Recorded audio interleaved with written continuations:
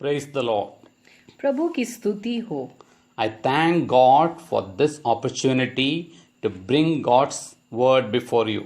मैं परमेश्वर का धन्यवाद करता हूँ कि उन्होंने मुझे ये अवसर दिया कि मैं उनके वचन को बांट सकूं। Anyone who has been exposed to the Christian faith will know the story of Jesus feeding the 5,000. जो कोई भी ईसाई धर्म से अवगत है वह यीशु के 5,000 को खिलाने की कहानी जानता होगा। But just to refresh your memory, I would like to turn your attention to John chapter 6 verses 1 to 15 for this short meditation. लेकिन सिर्फ अपनी याददाश्त को ताज़ा करने के लिए मैं चाहूँगा कि आप इस छोटे से ध्यान के लिए यूहन्ना रचित सुसमाचार अध्याय 6 आयत 1 से 15 पर अपना ध्यान दें। I want to give a special attention to verse 9. मैं आयत 9 पर विशेष ध्यान देना चाहता हूँ। Here is a boy with 5 small barley loaves and 2 small fish. यहाँ 5 छोटी जौ की रोटियां और 2 छोटी मछलियां वाला एक लड़का है। But how far will they go among so many? लेकिन वे कितने लोगों के बीच जाएंगी? The fame of Jesus was spreading like wildfire as no one had performed wondrous miracles like this man. यीशु की प्रसिद्धि जंगल की आग की तरह फैल रही थी क्योंकि किसी ने भी इस आदमी की तरह चमत्कार नहीं किए थे। And no one had spoken with authority like this teacher. और किसी ने भी इस शिक्षक की तरह अधिकार के साथ बात नहीं की थी। People everywhere wanted to be in the presence of Jesus, either to reap the physical benefits like healing, the spiritual benefits like listening to his teachings and preachings, or the social benefits as it was the most popular thing to do at that time. हर जगह लोग यीशु की उपस्थिति में या तो चंगाई जैसे भौतिक लाभों को प्राप्त करना चाहते थे, आध्यात्मिक लाभ जैसे कि उनकी शिक्षाओं को सुनना और उपदेश देना, या सामाजिक लाभ क्योंकि यह उस समय करने के लिए सबसे लोकप्रिय चीज थी। Having a large and demanding crowd following him, Jesus was tired physically and emotionally. एक बड़ी और मांग करने वाली भीड़ के बाद यीशु शारीरिक और भावनात्मक रूप से थक गए थे। To find respite and to spend time with his disciples, he went to the other side of the Galilee and up a mountain. राहत पाने के लिए और अपने शिष्यों के साथ समय बिताने के लिए वह गलील की दूसरी ओर गए और एक पहाड़ पर चढ़ गए। That did not work. The crowd followed him up the mountain. वह काम नहीं आया, भीड़ पहाड़ पर भी आ गई। But Jesus, being the compassionate Savior that he is, did not try to escape. लेकिन यीशु दयालु उद्धारकर्ता होने के नाते उन्होंने बचने की कोशिश नहीं की। Jesus first saw that the crowd was hungry. यीशु ने पहली बार देखा कि भीड़ भूखी थी। Back in those days, there were no shopping mall or food courts, service plazas or fast food drive. उन दिनों में कोई शॉपिंग मॉल या फूड कोर्ट, सर्विस प्लाजा या फास्ट फूड ड्राइव नहीं थे। These men, women and children had been following Christ for a long time and they had physical needs. ये पुरुष, महिलाएं और बच्चे लंबे समय से मसीह का अनुसरण कर रहे थे और उन्हें शारीरिक जरूरत थी। Jesus also recognized that these people had larger spiritual needs than a one-time meal. यीशु ने यह भी माना कि इन लोगों की जीवन भर की अपेक्षा आध्यात्मिक जरूरतें एक समय के खाने से बढ़कर थी। Even though they did not know it, they were following Jesus because their hearts were empty. भले ही वे इसे नहीं जानते थे, वे यीशु का अनुसरण कर रहे थे क्योंकि उनके दिल खाली थे। Yes, they were physically hungry and they were spiritually starving to death. हाँ, वे शारीरिक रूप से भूखे थे और वे आध्यात्मिक रूप से मौत के घाट उतर रहे थे। Finally, Jesus knew that the occasion of the crowd's hunger and the timing of his provision would offer an opportunity to declare who he was. अंत में यीशु जानते थे कि भीड़ की भूख का अवसर और उसके प्रावधान का समय उन्हें घोषित करने का अवसर प्रदान करेगा कि वह कौन है। He also knew that this would give him an opportunity to shape his disciples' faith. वे यह भी जानते थे कि इससे उन्हें अपने शिष्यों के विश्वास को आकार देने का अवसर मिलेगा। This story is a great reminder for us to have eyes like Christ. यह कहानी हमारे लिए मसीह की तरह एक महान अनुस्मारक है। Always on the lookout for opportunities to care physically and spiritually for those in our path.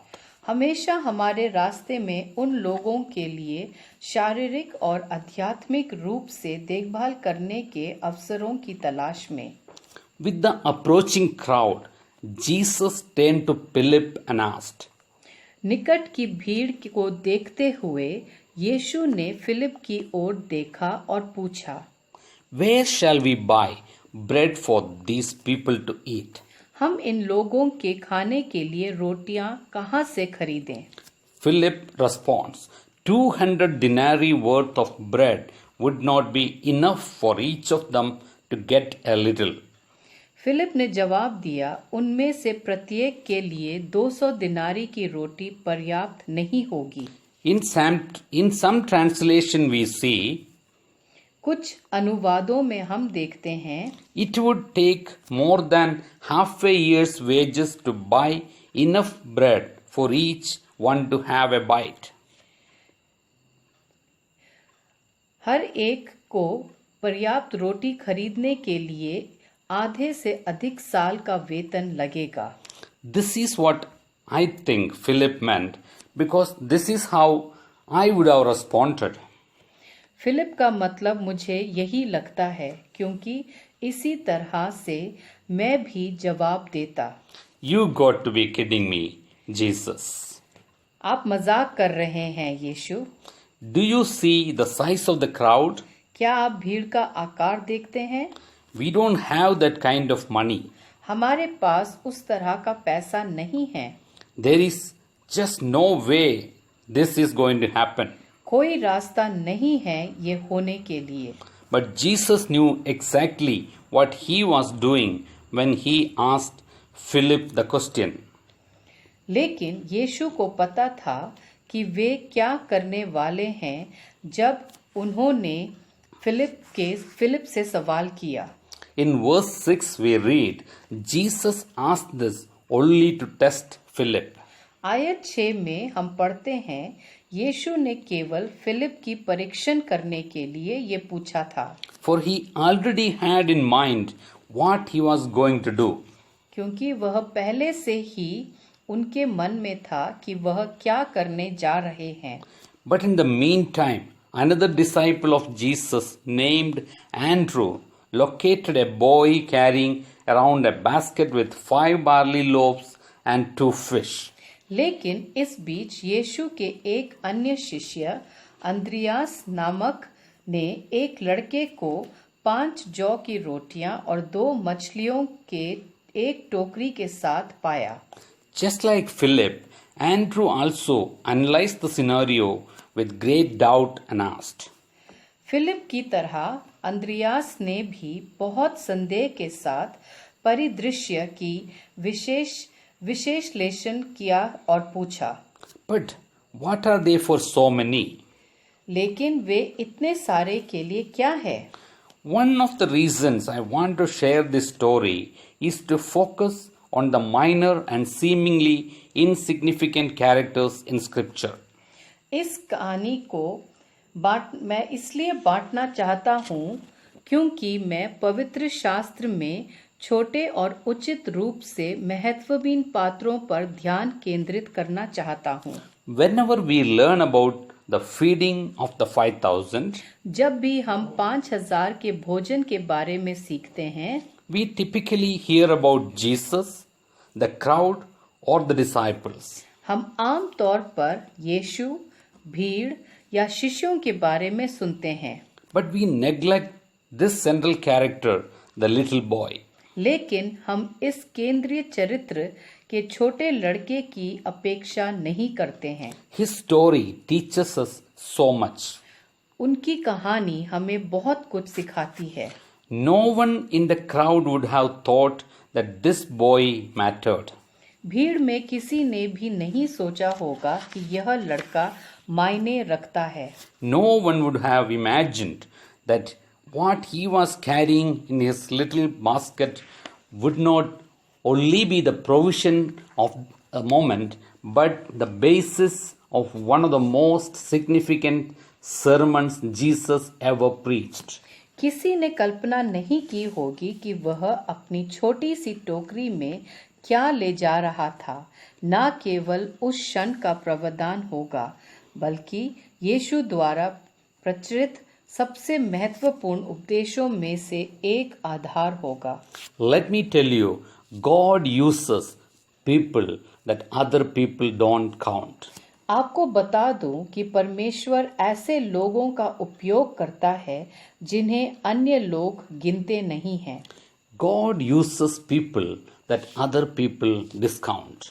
परमेश्वर ऐसे लोगों का उपयोग करते हैं जिन्हें अन्य लोग तुच्छ समझते हैं। God uses people that other people say they are unimportant. परमेश्वर ऐसे लोगों का उपयोग करते हैं जो अन्य लोग कहते हैं कि वे महत्वहीन हैं। So unimportant that they don't even count. इतने महत्वहीन कि वे गिनती भी नहीं करते हैं। But that, the very significant one, the little boy had 5 loaves and 2 fish. लेकिन वही महत्वहीन छोटे लड़के के पास 5 रोटियां और 2 मछलियां थीं। He was the one nobody counted. वह वही था जिसे किसी ने भी नहीं गिना। For the crowd, he was only a small boy. भीड़ के लिए वह केवल एक छोटा लड़का था। But the one people did not count was the one that God counted. लेकिन जिन्हें लोगों ने नहीं गिना वह उसी को परमेश्वर ने गिना था। I want to tell you, this is the truth about our God. मैं आपको बताना चाहता हूँ यह हमारे परमेश्वर की सच्चाई है। People may look at you as unimportant, may write you off as unimportant, but God says, I count people that other people do not count. आपको महत्वहीन के रूप में देख सकते हैं, आपको महत्वहीन के रूप में लिख सकते हैं, लेकिन परमेश्वर कहते हैं कि मैं ऐसे लोगों की गिनती करता हूँ जो अन्य लोगों की गिनती में नहीं आते हैं। This was one little boy in the crowd. यह भीड़ में एक छोटा लड़का था with a little bit of seafood and bread. जिसमें थोड़ा सा समुद्री भोजन और रोटी थी। But he had been chosen by God to be a significant piece of the Messiah's redemptive plan.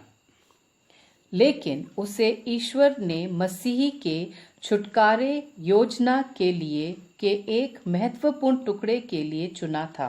Not only for that day, but for the rest of human history. न केवल उस दिन के लिए बल्कि शेष मानव इतिहास के लिए। No one knew that after this moment, every man, woman, and child who trusted in Jesus and read the Bible would know this boy. कोई नहीं जानता था कि इस पल के बाद हर आदमी, महिला और बच्चा जो यीशु पर भरोसा करते हैं और बाइबल पढ़ते हैं, इस लड़के को जानेंगे। Know exactly what was in his basket that day and know how Jesus used him to make the point of points about his identity.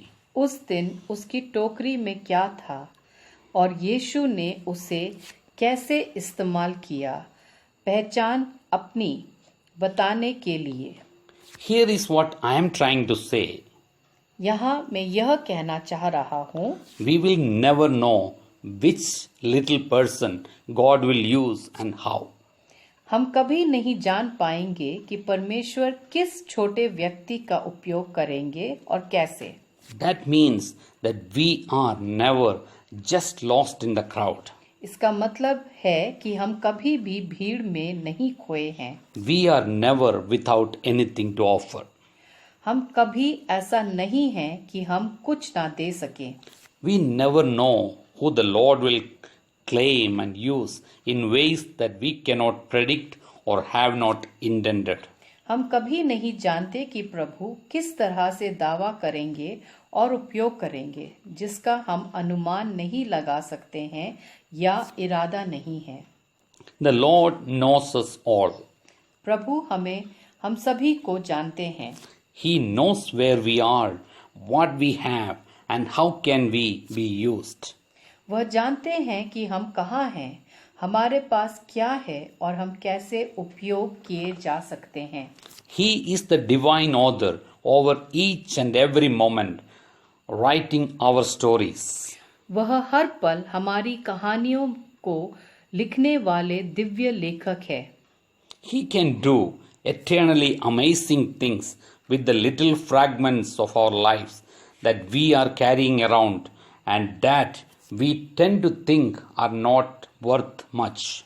वह हमारे जीवन के छोटे टुकड़ों के साथ अनंत रूप से आश्चर्यजनक चीजों कर सकता है, जिन्हें हम चारों ओर ले जा रहे हैं और हमें लगता है कि वे अधिक मूल्य के नहीं हैं।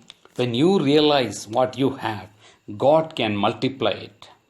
जब आपको एहसास होता है कि आपके पास क्या है, परमेश्वर इसे गुना कर सकते हैं। And always remember that God count people that other people do not see anything worth counting in.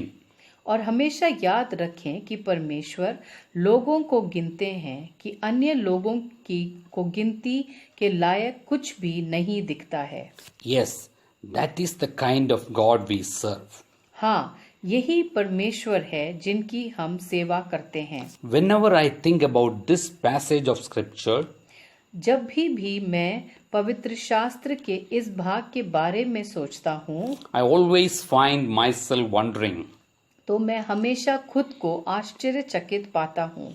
what if that little boy had said no to the stranger who came and said that Jesus wanted his foot? क्या होता अगर उस छोटे लड़के ने आने वाले अजनबी को ना कहा होता, जिसने कहा कि यीशु को उसका भोजन चाहिए? क्या होता अगर वह भीड़ में नहीं? What if he had run as fast as he could into the crowd and disappeared? क्या होता अगर वह भीड़ में तेजी से भाग जाता और गायब हो जाता? But the story did not happen that way. लेकिन कहानी उस तरह से नहीं हुई। The boy selflessly gave up his little meal.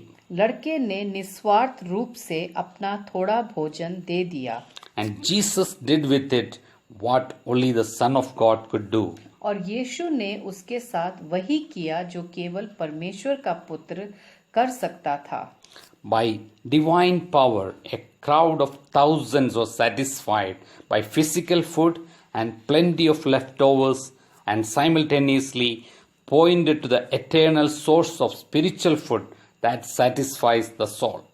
दैवीय शक्ति से हजारों की भीड़ शारीरिक भोजन और बहुत सारे बचे हुए पदार्थों से संतुष्ट थी और साथ ही साथ आत्मा को संतुष्ट करने वाले आध्यात्मिक भोजन के अनंत स्रोत की ओर इशारा किया। What an amazing story! कितनी अद्भुत कहानी है। Christ did the impossible through an remarkable boy in the middle of a very big crowd. मसीही ने एक बहुत बड़ी भीड़ के बीच एक निडर लड़के के माध्यम से असंभव को पूरा किया। This boy never received glory, इस लड़के को कभी गौरव प्राप्त नहीं हुआ, only the Messiah did. केवल परमेश्वर ने किया। But what he carried in his basket had bigger and more lasting implications than he would ever have been able to grasp. लेकिन उसने अपनी टोकरी में जो कुछ दिया था उसके बड़े और अधिक स्थायी निहितार्थ थे जो वह कभी भी समझ नहीं सकता था। We just never know what God will ask of us. हम कभी नहीं जानते कि परमेश्वर हमसे क्या पूछेगा। We never know when he will ask it. हम कभी नहीं जानते कि वह कब पूछेगा। We never know ahead of time what will happen when he does. हम समय से पहले कभी नहीं जानते कि वह क्या करेगा। We never know how the Lord will redeem our little bits and pieces and use them to give grace to the hungry. हम कभी नहीं जानते कि प्रभु हमारे छोटे छोटे टुकड़ों को कैसे बुनाएंगे और उनका उपयोग भूखे और अनुग्रह देने के लिए करेंगे। That is just the way our God works. बस यही हमारे परमेश्वर के काम करने का तरीका है। In verse 10, we see Jesus said, "Have the people sit down." आयत 10 में हम देखते हैं कि यीशु ने कहा, लोगों को बैठा दो। There was plenty of grass in that place, उस जगह पर बहुत घास थी and they sat down. और वे बैठ गए। About 5,000 men were there. करीब 5,000 आदमी थे। Here we see Jesus bringing some order and structure to the crowd. यहाँ हम यीशु को भीड़ के लिए कुछ आदेश और संरचना लाते हुए देखते हैं। Jesus said, "I want you to have an orderly structure that can maintain the magnitude of the blessing I want to pour into your life." यीशु ने कहा, मैं चाहता हूँ कि आपके पास एक व्यवस्थित संरचना हो जो आशीर्वाद में आपके जीवन में डालना चाहता हूँ। Jesus then took the loaves, gave thanks, and distributed to those who were seated as much as they wanted.